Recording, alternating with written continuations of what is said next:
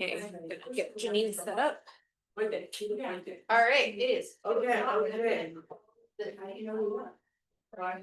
gonna give you that. You don't have to do that. You can tell me. You told me already. You don't have to do it. Okay. What are you reading? That's good, Carol. Yeah. Well, let me know what's good. That is funny. Sorry, I got to. Was your name this book? No, I haven't read it. Oh, I did. Good.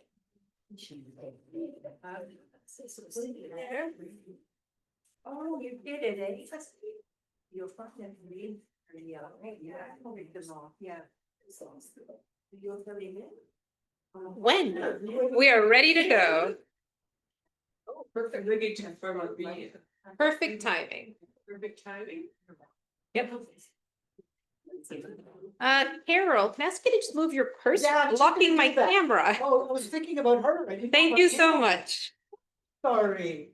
All right, we are ready to go. We've got 5 people online.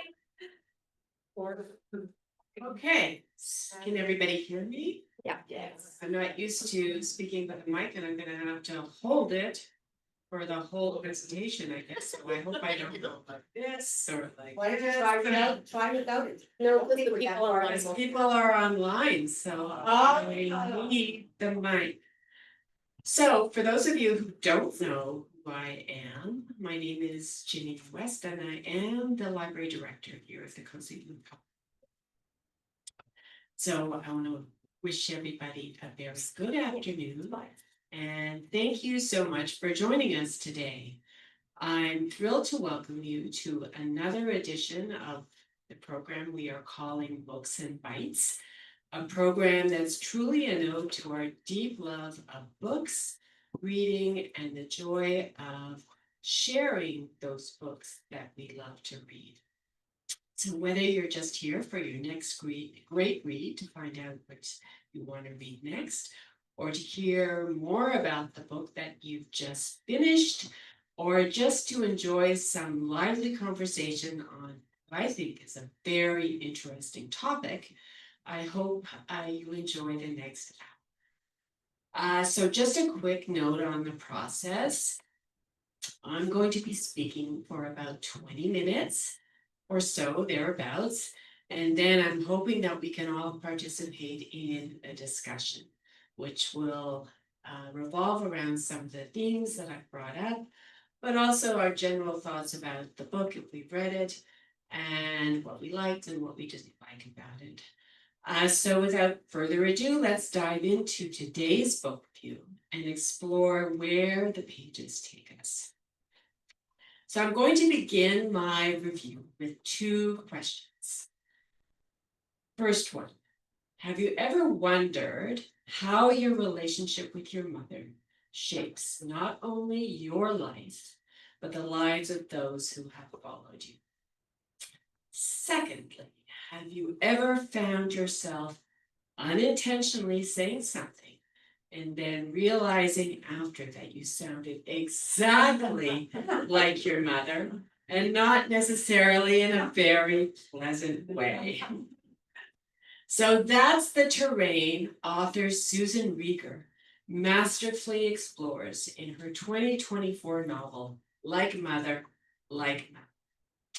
So on the surface, Like Mother is a story about 3 generations of women who are shaped by ambition, family trauma, and the complicated nature of motherhood. But at its core, this novel asks us timeless questions. What do we inherit from our mothers, intentionally or otherwise? What do we choose to carry forward or break away from? And can we really ever truly break away from any of it? And I'm hoping to address all of these very big questions in my review today. So this is Rieger's 3rd novel, and in many ways her most personal and emotionally raw. She, like her protagonist, has had a very complicated relationship with her own mother. And she admits that she, and I'm quoting here, has given up the wish that she had been a different, referring to her mother, and had come to think of her more as a person than a mother. On another occasion, she describes her mother as a spectacular person, yet with maternal defects. In one interview, she states that while a daughter can improve upon her mother, she can't overthrow her. So in other words, we're kind of stuck, stuck with the mothers that we had. Very, very telling indeed. Rieger is a Columbia Law graduate, and she taught both at Columbia and Yale throughout her very long career. She says she began writing after her mother died. And I'm quoting here, "It seems I needed to bury her body before I could bury her feelings and celebrate her gifts." She goes on to say, and I really, really like this, you have to bury your parents twice. The first time you put them in the ground, and the second time you say to yourself, they're never going to change, meaning you have to accept them for who they were. All this is to say, Susan Rieger's personal reflections on her complex relationship with her own mother deeply frame Like Mother, infusing the novel with a very layered exploration of 1, generational inheritance, 2, maternal imperfection, and 3, the quiet struggle to both escape and reconcile with our past. All of these themes, I'm sure, resonate with many of us. It is by no means a memoir, but instead serves as a platform where Rieger could work through the questions she herself has carried. How do you mother when you are imperfectly mothered yourself? How do you reckon with what you inherit in terms of character, history, and trauma? And how do you choose the life that you want? And what are you able to leave behind? So first, let's begin by looking a little bit at the structure of the novel.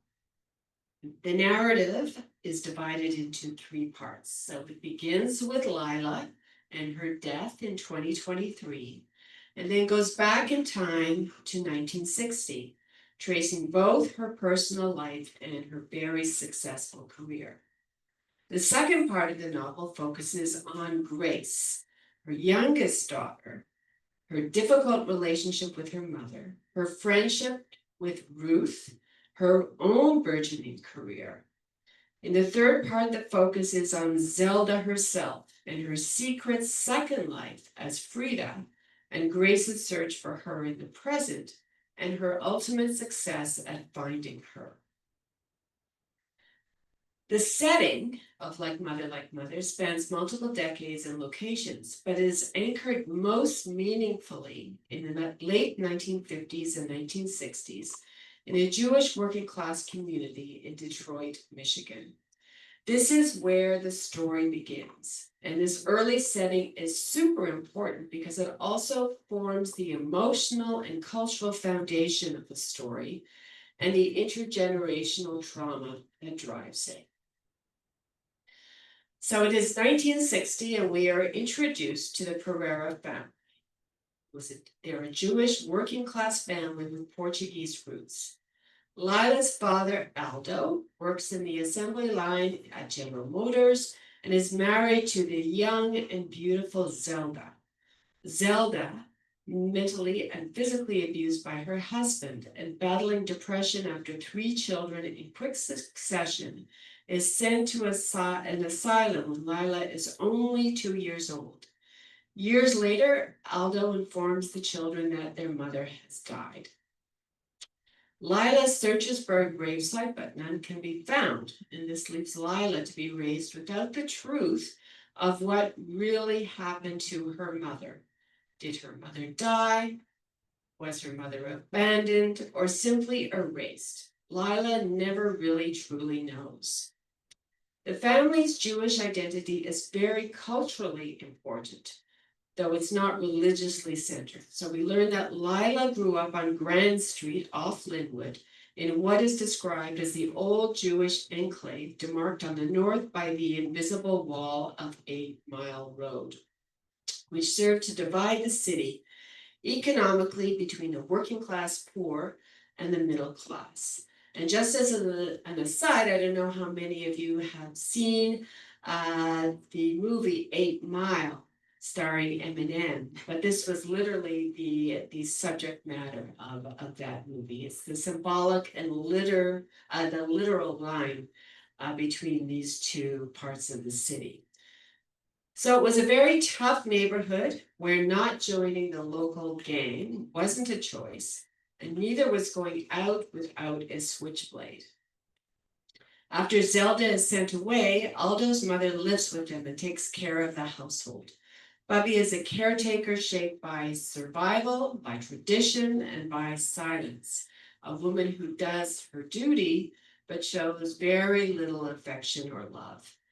The children are beaten regularly by their father, Aldo, particularly Lila, who goads him to focus his rage on her rather than on her brother Polo or on her sister Clara. The beatings were endured, but they were not talked about. That early exposure to violence, fear, and silence, both inside the home and outside of the home, instills in Lila a need for escape, control, and self-reliance.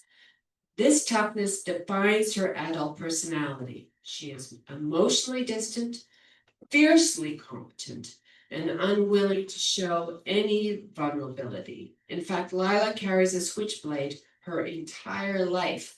As Joe, her husband, says at the memorial service, she was Detroit to the end.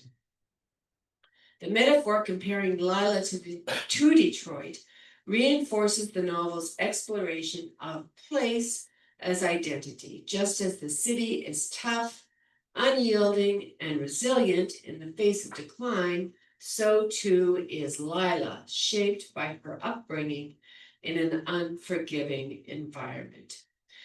So it is important to note that although her experiences give her the tools to succeed, and we see how successful she really is, they do not give her the emotional vocabulary to connect, particularly to her children.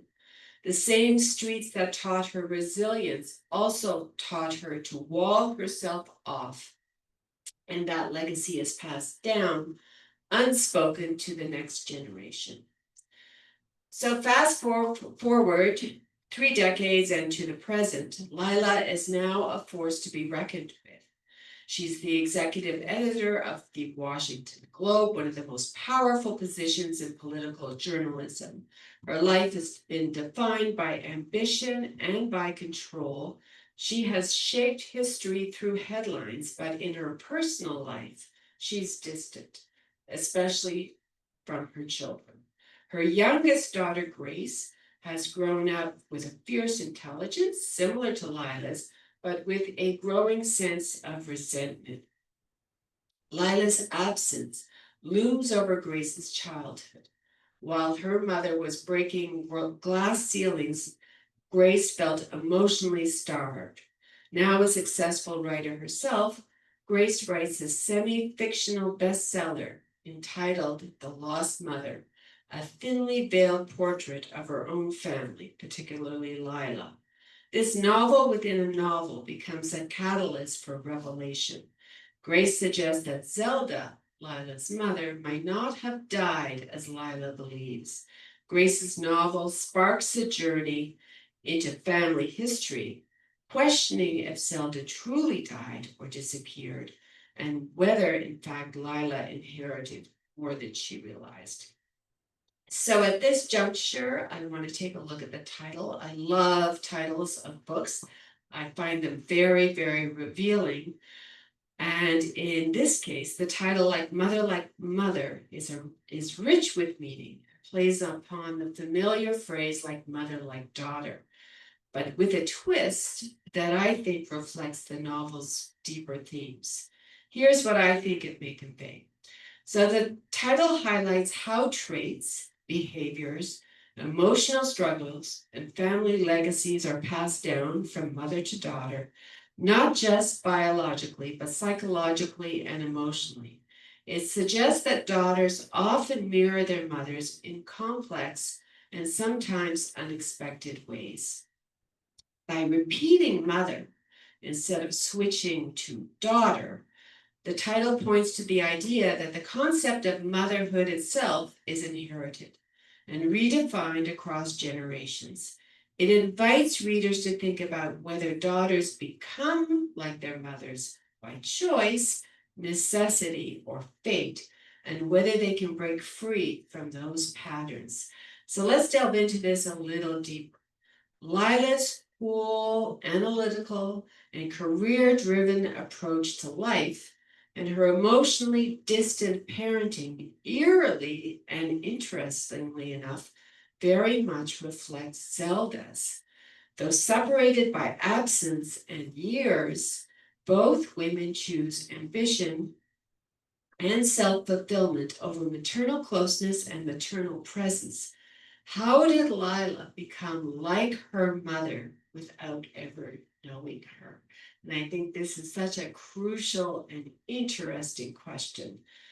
This mirroring reinforces the book's central theme that emotional traits and coping strategies are passed down across generations, even through absence. This illustrates the idea that patterns can perpetuate unconsciously. Lila repeats aspects of Zelda's motherhood because she is shaped by that unresolved past, not because she learned it firsthand. Lila's transformation into a version of Zelda, despite never being mothered by her, powerfully illustrates how motherhood is a complex web of emotional inheritance, where presence isn't always necessary for profound influence. It speaks to the enduring impact of trauma, silence, and generational patterns passed down through the absence as much as presence. The title then is more than just a clever phrase, it's a haunting refrain. Lila becomes the absent mother of her past. Grace, in writing about her mother's failures, ends up mimicking the same emotional detachment. Rieger seems to ask, are we ever free of our mothers? Or are we forever circling their shadows? So let's move on to this theme of trauma. The notion that trauma is inherited is not a new one. We've heard that in many, many different contexts. Rieger explores this theme in equally fascinating ways. Trauma, like a shadow, shapes Lila and Grace's lives, whether acknowledged or not. Zelda's erasure and Aldo's beatings, the silence surrounding both, becomes the root of Lila's emotional distance. And that emotional distance becomes Grace's inheritance. Rieger shows us how silence can echo across generations. Another major theme of the novel is motherhood itself. Rieger thoughtfully explores various models of motherhood in all of her characters, challenging traditional roles and highlighting the complexity of maternal identities.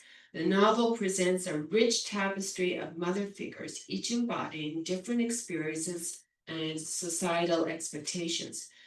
For instance, the working mother archetype emerges through characters who balance career ambitions with family responsibilities, illustrating the presence of all the pressures and the sacrifices involved.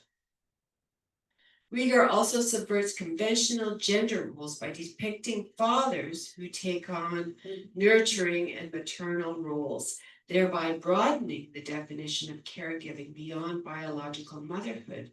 One striking instance is when Lila tells Joe, her husband-to-be, that if he wants children, he will have to do the mothering. This moment isn't about just logistics. It's a deliberate reframing of roles that traditionally fall on women. And Joel's willingness to step into that role complicates and expands the idea of what it means to mother a child, showing that caregiving isn't necessarily tied to gender, but to emotional presence and commitment. Rieger also uses the children's surnames to explore deeper ideas about identity, legacy, and parental influence. The fact that the Starbirds, the sisters, carry Lila's last name while Grace has taken on Joe's underscores the shifting power dynamics and evolving family structures within the novel. Lila naming the twins after herself is a radical assertion of matrilineal legacy, a break from the patrilineal norm. It signals not only her strong sense of identity and autonomy, but also a subtle commentary on whose legacy gets passed down and how naming is a form of narrative control. In contrast, Grace, having Joe's last name, situates her with a more traditional lineage, reflecting how different relationships and decisions shape the families that define themselves. Through these choices, Rieger deftly illustrates how names, roles, and expectations within families are negotiated, not fixed, offering a more modern, inclusive vision of what parenting can actually look like.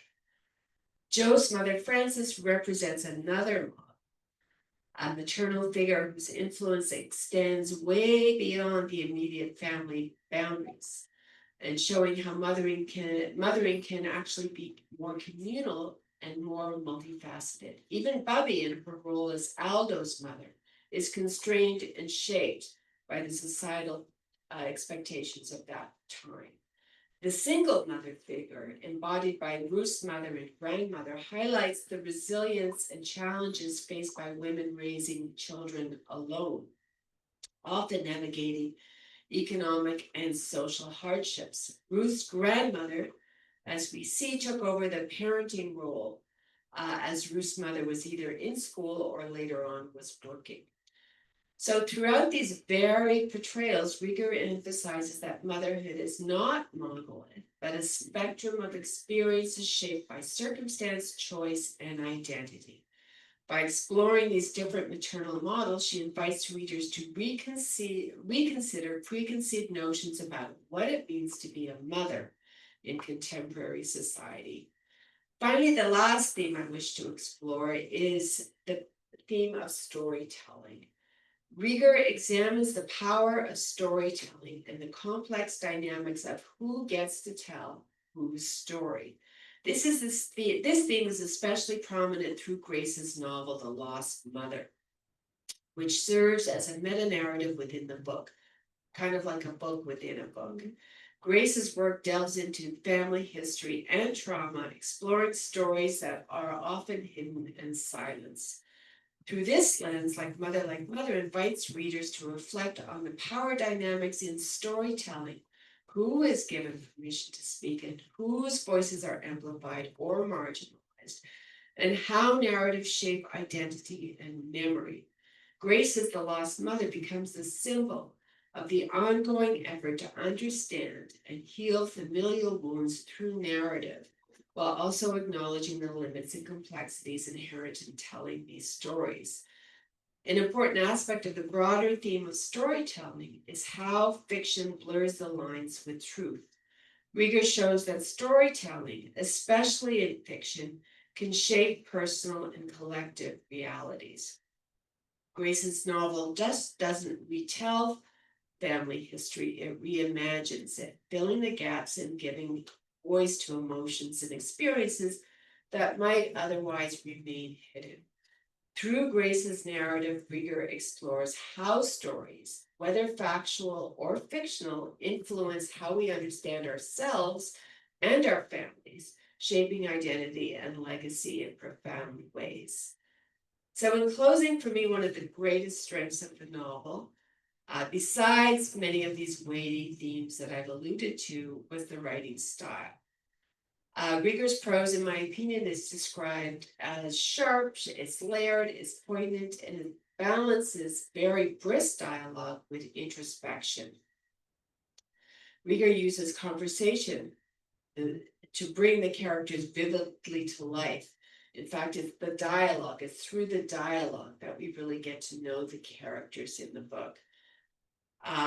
Quote says Lila, I don't want to think, so I don't. I walk to breathe. This line communicates her drive to escape internal reflection that gives insight into her emotional architecture. I felt the dialogue was very snappy and very witty in places, particularly in the early part of the novel, which I really felt drove this story, and it made the pages just fly. The dialogue wasn't just functional in terms of characterization. It didn't just bring characters to life, but it really drove the pace of the book. It set the mood and made it highly readable, in my opinion. When characters talk, you really feel their energy, you feel their tension, and you feel that withheld emotion. So personally, I found the novel emotionally resonant and very intellectually satisfying. I really liked reading it. I read it twice. And second time was just as wonderful for me as the first time. The author asks many different questions, and she doesn't offer any easy answers. Instead, she invites us to sit with the discomfort of inheritance, both genetic, emotional, and also narrative. It's a book about what mothers leave behind and what daughters do with all of the pieces. It's not a feel-good book, but it's one that I think that you'll think about, or certainly for me, I'm going to think about it a long time after I finished it. So I leave you with the question, who are you becoming because of your mother or in spite of her? So thank you very much. And so and so we'll open it up to discussion. I'm really anxious to hear what all of you have thought about the book. Although I love the book, the reviews for the most part are positive, but there were many people who did not feel that the book really did it for them. So I'd like to hear what you thought of the book, if you would recommend the book, and if you feel that some of the themes and some of the points that I have brought up really kind of helped you frame the book in a better manner. Yes. I'd like to know what's doing here. Sorry? I'd like to know why you're here. I think it's wonderful. I'm thinking that she's gonna give us Joe's view. You came knowing. It's interesting. Just like Did you read the that. book?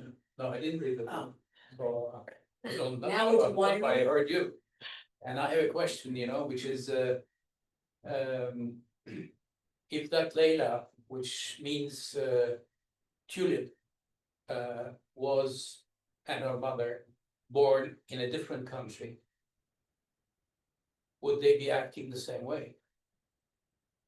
No. No? Everybody thinks no? Different time. That's right. We're talking the 50s and the 60s. Yes. And most of the kids, like for example, Ruth's mother would have been married to the guy because the father would have gone after him in the shotgun. And there are lots of things here, the 50s and the 60s that we have to really, thank goodness that most of us who were through it. So we knew people who would very similar. It wasn't so uncommon. And also, I look at it as a teacher in the inner city, that it's like a welfare. I mean, it passes and this not confidence is passed on, and you see it in the kids. You see you see it. Your grandmother and grandfather was welfare, yeah, grandmother, yeah. Are you planning to be on welfare? It's something like that. I mean, this is a mother, and it's true. I found that I could identify with it. I'm sure that many people can identify with it. And other people who, for example, in the war, they left their kids behind, and they had no mothers. Did they all turn into Lila? and thank God they didn't. I don't think they did, but I'm sure it was very difficult for some of these mothers who were after the war, they were like, we got babies, they never saw a mother. And they survived. I mean, so that's the way I look at it. I look at it as there's gotta be a lot more than just Lila. I mean, Well, certainly Lana survived. She more than survived. Like she was extremely successful. A journalist, ran a paper. But you would find that the child could go either way. yeah, well, that's a grace. Yeah, Grace. that's what it is, you know, like it could either be very ambitious or just give up. Mhm. For me, it just depends who's playing the role. It doesn't really matter. The child will survive because it has people who care for it and play the role however they play it. And that is what attracted me, because my own experience, my mother was never home either. And yet I survived. I mean, so it depends. It could be in this novel, there are sisters playing the role of parent, the two sisters, the oldest one, the two elder ones. The man plays the role of mother, and so on. And the woman who is under his influence writes a novel about the mother. And each in their own way succeeded as human beings, regardless who the mother was. Whether she was absent, or played a role, or a man, or a woman, or even a child, another child. So whoever played that role is the determining factor in the life of the child. Well, I didn't talk about the Even darlings, the absence. starbirds, but it's interesting because the starbirds, Stella and Ava, seem to be very well adjusted, very confident. They don't seem to be burdened by any of the baggage that is affecting Grace. The starbirds seem to be perfectly happy. They're happy with their mother, they're happy with their father. And it's really Grace who, for whatever reason, we don't really know the reason why Grace is the one who But is. she is in the school. She is in the school environment. And that plays a great role too. Not directly as a parent, but plays the role of that instructor as a parent. Teacher. So that her friends become her instructors. In a way, not directly, but in just watching that. I think this was the strength of this novel, the possibility of what happens to the child in different environments. And each child can be successful.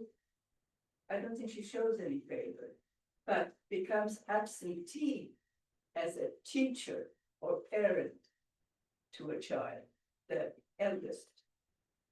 So that was very interesting, but it seems to me a very academic study almost of what happens to the child in each case under these different circumstances. I almost thought it was a study. It seems a sometimes like a university study. I agree, I like that point. In Yes. the original kibbutz movement, you were not raised by your parents. You were raised by your friends, by the nanny that was in the gardenier. You were raised with your group, and that's who became your parents. You only saw your parents at the end of the day when when everybody was happy and they would spend 2 hours together, and then they would go to the house because they didn't sleep at home. Yeah, They children's home. Now, what's interesting, in the 1960s, when I started to teach, I had a kid with a kibbutz from a kibbutz. And the parents didn't know what to do with them. Came to Canada, they were like, they were lost.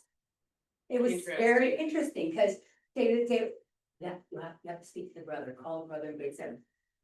You know, I had to call the brother in grade 7 to speak to the kid in grade 5. And that's who I had to talk to. It seems like I was talking to a parent, because he knew his brother more than the parents do. And it's very interesting, because the kibbutzniks did a pretty good job of what they did. They had a philosophy, and And I don't remember hearing from anybody at that time that it was such a bad idea. And several people tried. I have some books Yeah. on it. So in reading the book, like how many of you felt that Lila was actually a bad mother?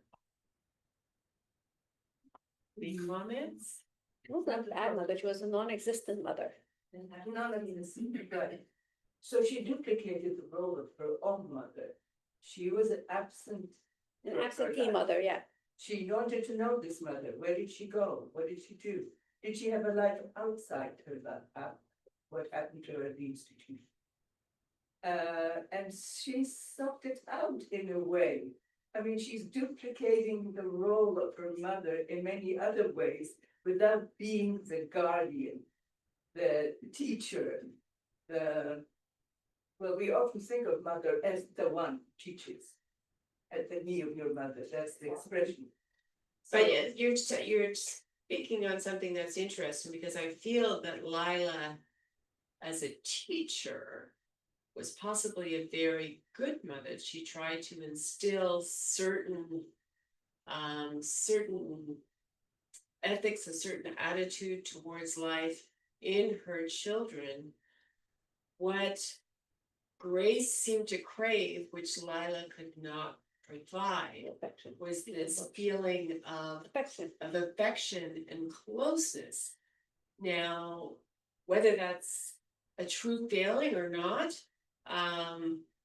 certainly the author would say she had the same experience, that her mother was a great person, a great role model, but she didn't give her what she wanted, which was love and affection and closeness.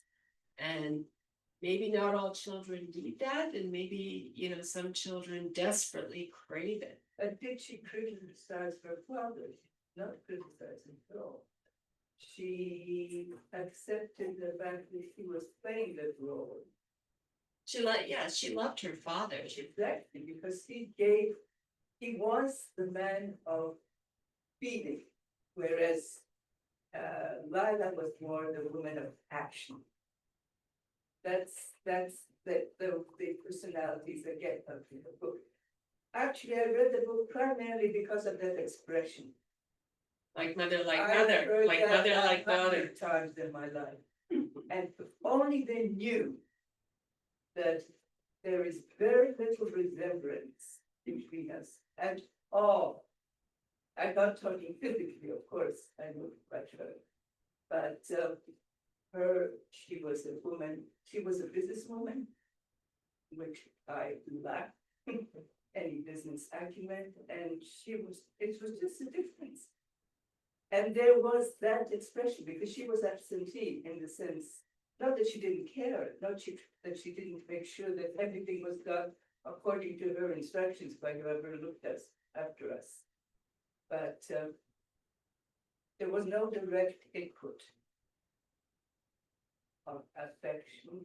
So how do you feel that molded you as a person? Or maybe it didn't. Yeah, it did. Of course it did. Absence is absence. Does anybody else have anything they want I just to? find it interesting. I didn't look at it that way. The father, if he'd been wearing a dress and had the boobs and the whatever, he didn't matter, he'd been called a mother. Mm-hmm, And the she was like a father. mm-hmm. Yeah, Father works very hard. And I don't, I looked at it like, well, they could either become normal or not normal. And it just, because to me it was they got the love they wanted from their father, they got the attention from their father, and they got the business idea, the way to be successful, to work for, and the attitude as you would from a father, I would think. But then again, I say to myself,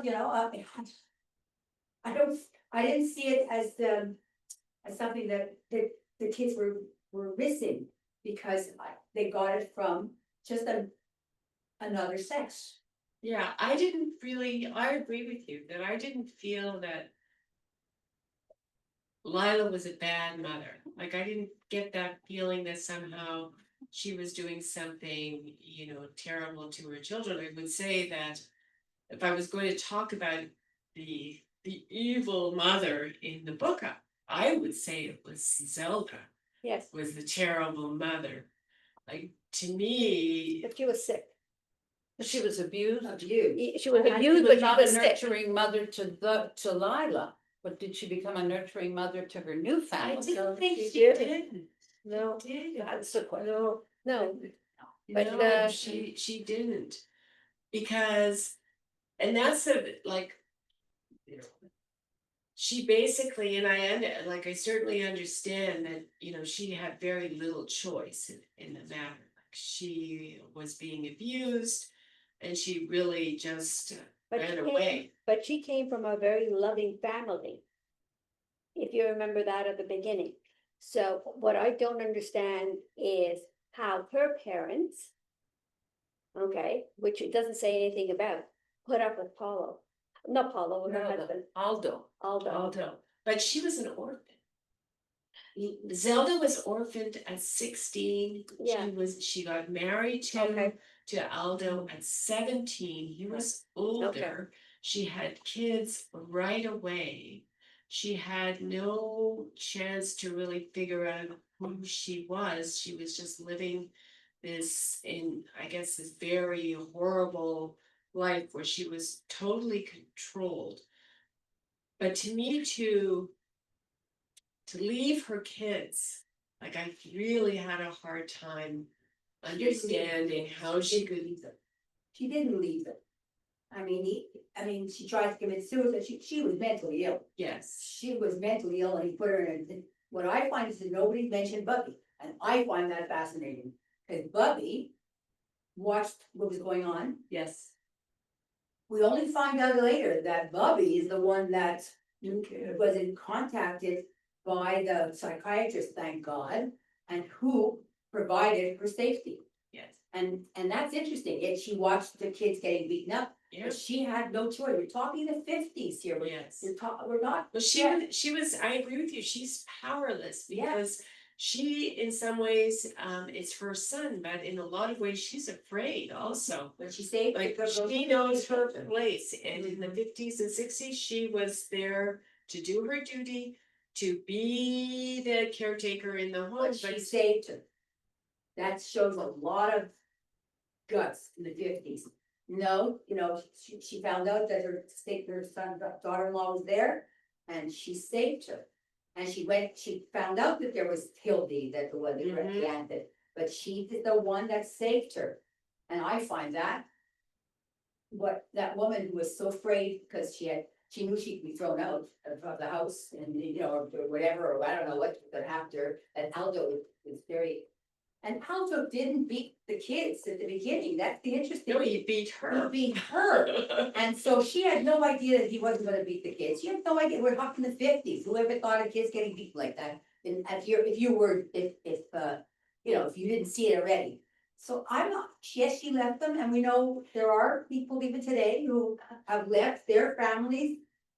And we know that's in the news all the time, that they go find somebody else and they go off. Lady Diana, look at her mother, she went off. And you know what? It's interesting, we hear more about it, but I'm sure it happened a lot. It happened a lot. It's just that I thought she thought maybe Aldo was gonna just take care of the kids. But at the end, I don't know. when I guess it's Grace and the Starbursts who are confronting Zelda in the seniors' home, and like, Zelda has absolutely no regrets. And 84 years old. she's 84, but still, the fact that she That's also left for her all- children and never tried to contact them when she could have contacted them in later life.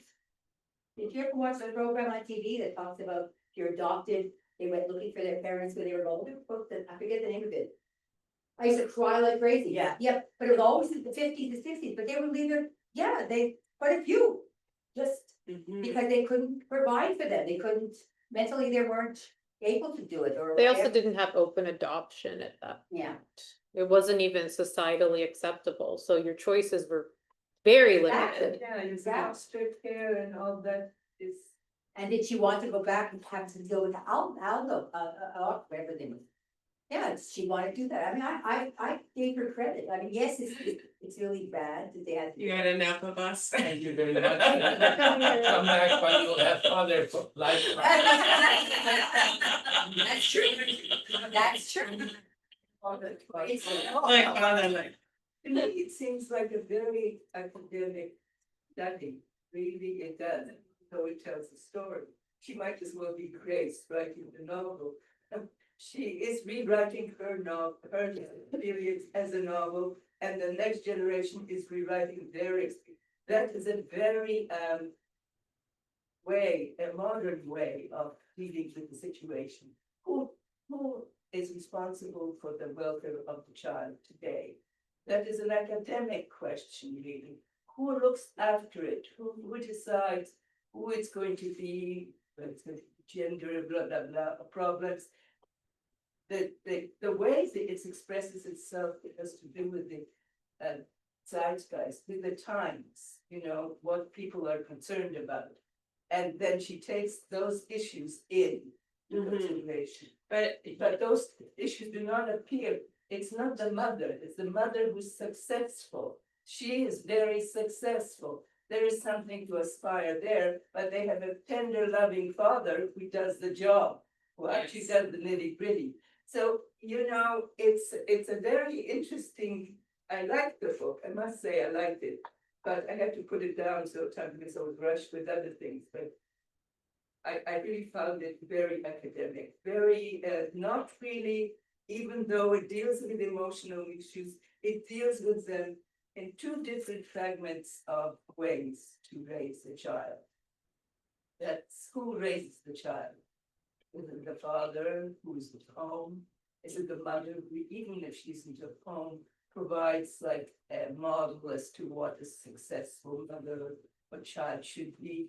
It's just, to me, it seems like a study, really, in It could be a study because, as I said, the author's trying to work through her own issues. Yes, how old is the author? I think she's in her 70s, 60s or 70s. 70s. Yeah, she's not a young writer, like she graduated from Columbia in 1976. So that gives you an idea that she is probably at least 70 years old. Yeah. So she's writing so she's late taking in all life. the ranges of her. Is this fiction or nonfiction, memoir? What is this book?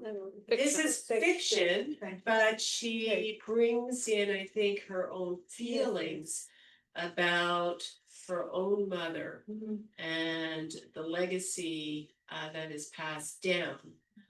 And I think she raises some interesting questions. Some of what we've talked about is it's not just who physically takes care of the children, it's who emotionally takes care of the children. And in Lila's case, she had neither. So she did not have her father, she did not have her mother.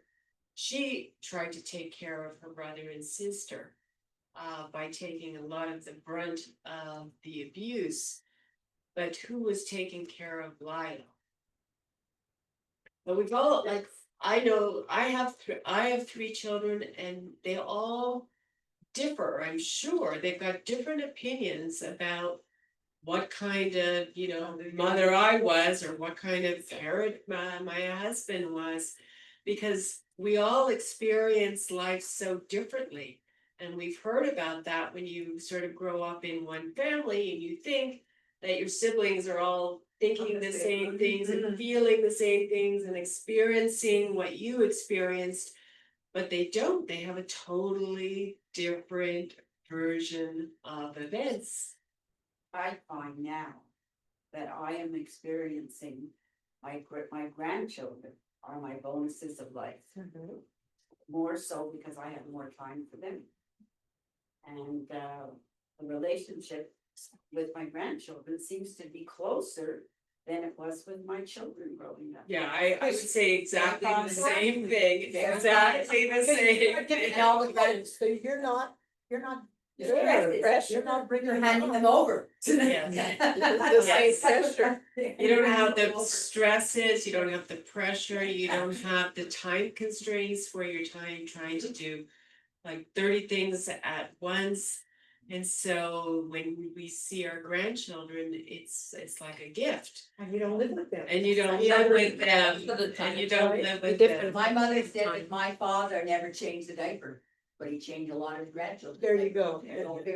Never had a problem. The Well, question, she never never. talks about aunts or uncles or cousins. It was only like I haven't read the book. But I'm trying to think, and you're right, there's no there's no extended family with No Or friends, like it's you that. get friends. Because today- but that's our Yeah. husband's I know, mother. but they But he was still, only yes, child. children, you see them, you see the Yes. cousin, because they're, Yes, you see it. because today aunts and uncles, yes, Also all are those like stuff been. grandparents, they're close with their. That's kids. in Montreal, And- Carol. That's in Montreal, unfortunately, most of the world is very scattered, I'm unfortunately. not talking physically, I'm talking emotionally and, Emotionally. yeah. Yeah. Yeah, I find it interesting because just analyzing my own family, there's 19 years difference between myself and my sister. And if you think about it, she had different parents than I did. Yeah. We had the same parents, Yes, but her upbringing was very different. And, she's a younger sister or an older sister? no, I'm the oldest. You're the oldest. So I was the experiment. Wow. It got better because there were 5 of us, but it was just very interesting that if you sit down with your siblings and you retell a Friday night dinner, how we each look at it differently. Yeah. Or at the holidays, how, and just, so I find that there is a time, depending on the time when you've been brought up by these parents, the parenting change. And Grace was younger than her, than started, about 7 or 8 years. Mhm. So There's a book I read a while ago, and I cannot remember the title, but it was about 2 siblings, and one wrote, "You wouldn't believe that we had the same mother. One had a close relationship and the other didn't." And for the life of me, I don't remember the book, but I'll never forget that.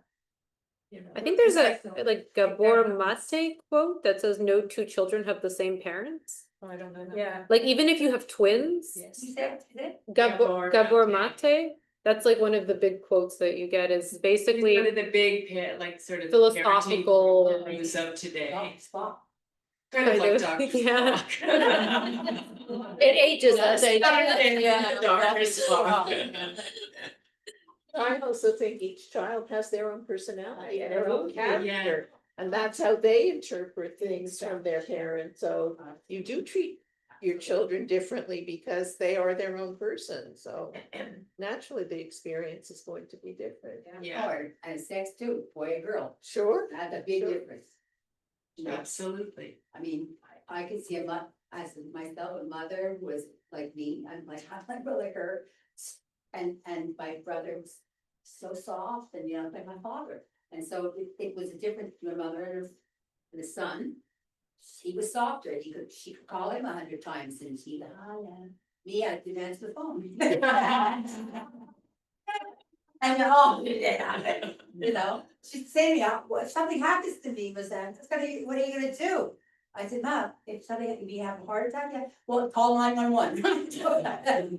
Jacob answers me, I said, well, he's gonna call 911, no, Well, this is interesting that a machine will now answer the questions to the child.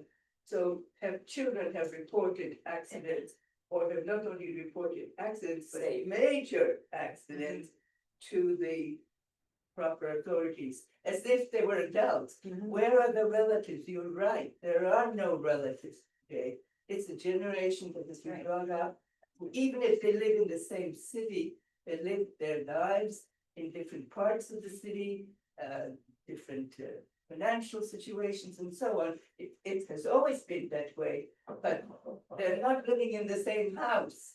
Right. And they're not. I'm not sure I understand you, because even though my grandchildren are very busy, you find time to visit on Facebook, even though they live 2 blocks away. So I don't know what you're trying to say, I didn't understand it. No. Well, not every family, like a lot of immigrant families, their families are, you know, across the world and Yeah. their Yeah, lifestyles it's are not very different different. or. I was a teacher and I remember some of my children had no parents at all, in the sense that their parents were working, they had a key to enter the house. Right. And things were happening, and that's a long time ago, I'm talking 20th century, not 1950s. And I can see that today, even in my own family, I had a visit from a grandniece with her baby, because she had a baby about 7 months ago, and she promised me when she could travel from the US to here, she's gonna come and see me. She did come with the baby, and it was the most amazing thing. This is a rare event because she lives in another country. Came here. But living even in the same city, I wonder if my nieces are all sort of close on certain holidays, but their lives are totally apart. And they have very little connection with each other. I wish if I had had sisters, or, well, I did have my brother, but I didn't have aunts and uncles and so on to whom I could go with a baby or something like that. It was a most unusual situation. He destroyed all the dishes in the house, and my niece swept up because she had to make sure that she doesn't step on any of it. So, Yes, so I'm just gonna say, you know, when I read the book and everything, when I got married and I had children, I used to make notes of everything my mother did that I didn't like. That's good, I try and not do the same to my children. wow. Oh, boy. Did you manage? Yes, I think I did, I hope I did. You didn't fall into the patterns. Well, I had, one of my youngest one was very, very difficult.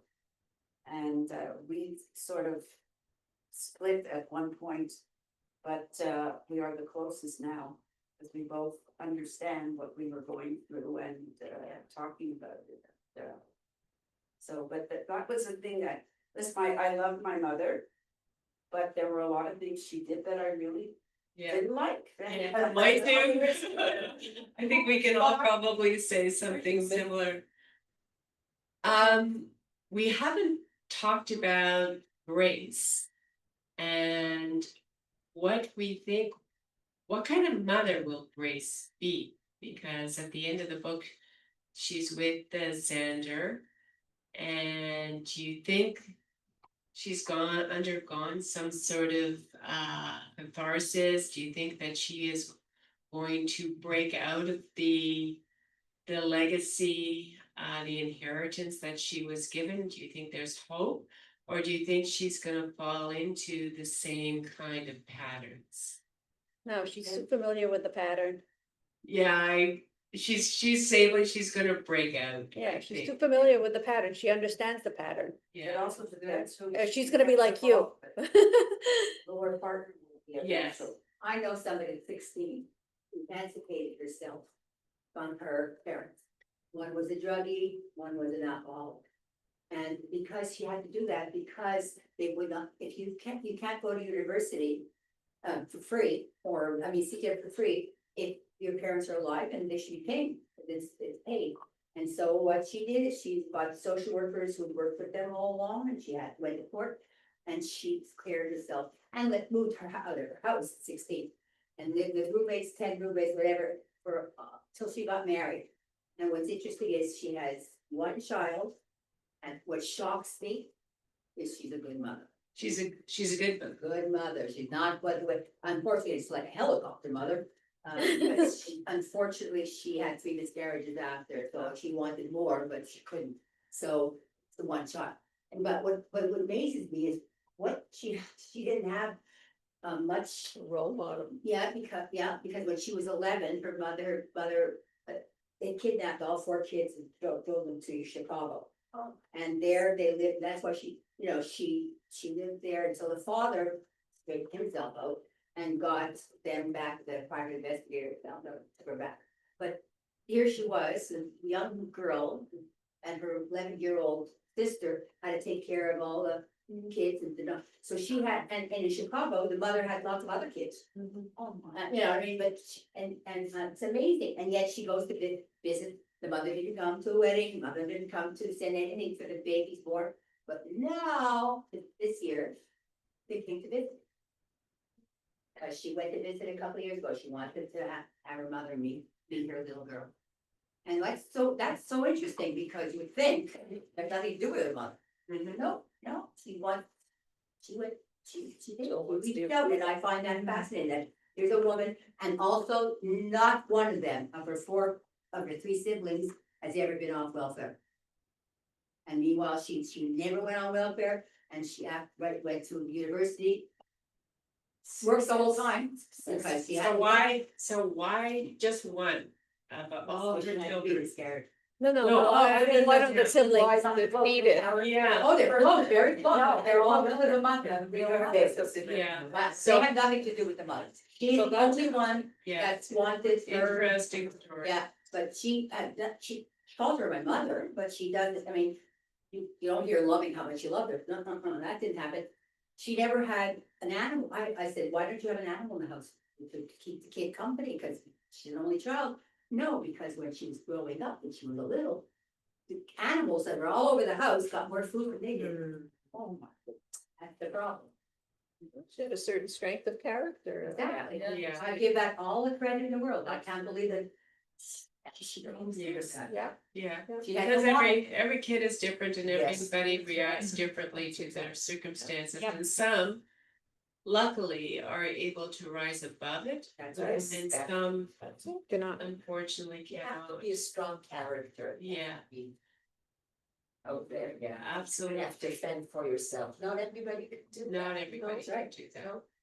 absolutely. And so on that note, I want to thank you all for coming. I hope it was an Are you interesting. surprised to see a man here? We usually get at least one. Yeah, It's like the tradition. We get one Yeah. man. there was one the last Me time. did, or it's- No. No, because he didn't even read the book, so I. Yeah, I'm not sure why. I That's don't know interesting. why. Why? I didn't read the book, you wanted to hear. I think so. No, but Now I you'll also take want it to out. talk- That It was an very interesting simple. title that That's would all. You want to say. yeah, 'cause We had a man for women talking too, and he also didn't make it to the end. Yeah. Yeah, but yeah, that was because he was bothered by it. well, I do the evening book circle at the library, and we have one It's that a tradition. he comes regularly, and he is an active participant, and he always has an interesting opinion, so, right, Nancy? Yeah. No, that's Yeah, for this particular book, I was surprised. yes, I would have, yes, it's too bad he didn't read it, because I would have been really interested to hear what he I had thought to he'd stay say. around, I thought he would have it. No, you heard enough. Not every, yeah, but you haven't read the book, and you I can't. was gonna leave. Yeah,